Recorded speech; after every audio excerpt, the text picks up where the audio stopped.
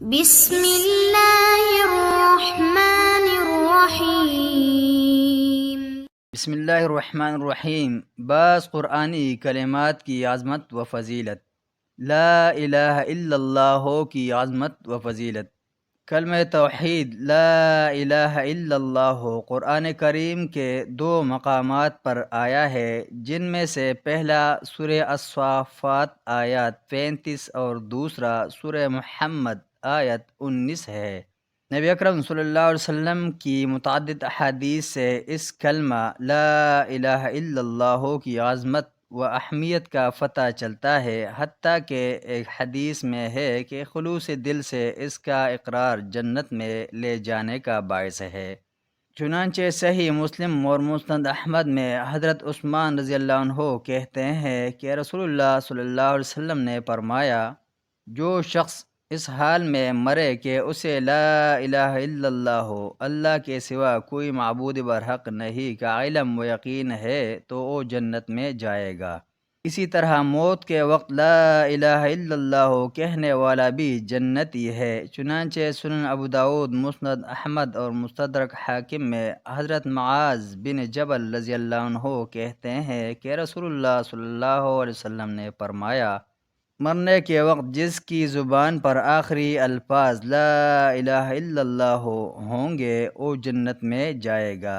بعض احادیث میں آیا ہے کہ لا الہ الا اللہ کا اقرار قیامت کے روز شفاعت مصطفیٰ صلی اللہ علیہ وسلم کا باعث ہوگا۔ چنانچہ صحیح بخاری میں حضرت ابو ہریرہ رضی اللہ عنہ سے روایت ہے کہ نبی اکرم صلی اللہ علیہ وسلم نے فرمایا، قیامت کے روز میری سفارش سے فیض یاب ہونے والے لوگ وہ ہیں جنہوں نے سچے دل سے، یا آپ صلی اللہ علیہ وسلم نے فرمایا جی جان سے لا الہ الا اللہ کا اقرار کیا۔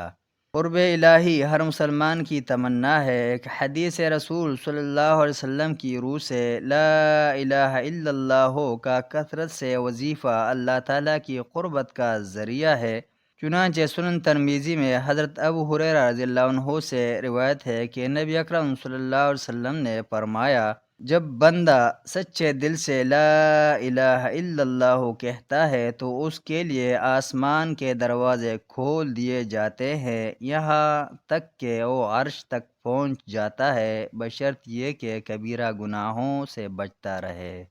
اذکار مسنونہ تو بکثرت ہے، لیکن لا الہ الا اللہ سب سے افضل ذکر ہے، جیسا کہ سنن ترمذی، نسائی، ابن ماجہ، صحیح ابن حبان اور مستدرک حاکم میں حضرت جابر رضی اللہ عنہ کہتے ہیں کہ رسول اللہ صلی اللہ علیہ وسلم نے فرمایا، بہترین ذکر لا الہ الا اللہ ہے اور بہترین شکر الحمدللہ ہے۔ حصول جنت ہر مسلمان کا ارمان ہے، اور ایک مرتبہ لا الہ الا اللہ کہنے سے جنت میں ایک درخت لگتا ہے۔ چنانچہ حضرت عبداللہ بن مسعود رضی اللہ عنہ کہتے ہیں کہ رسول اللہ صلی اللہ علیہ وسلم نے فرمایا، معراج کی رات حضرت ابراہیم علیہ السلام سے میری ملاقات ہوئی تو انہوں نے کہا، اے محمد صلی اللہ علیہ وسلم، میری طرف سے اپنی امت کو سلام پہنچانا اور انہیں بتانا کہ جنت کی زمین بڑی زرخیز ہے اور اس کا پانی بڑا سمراور ہے، اس کی جگہ خالی ہے،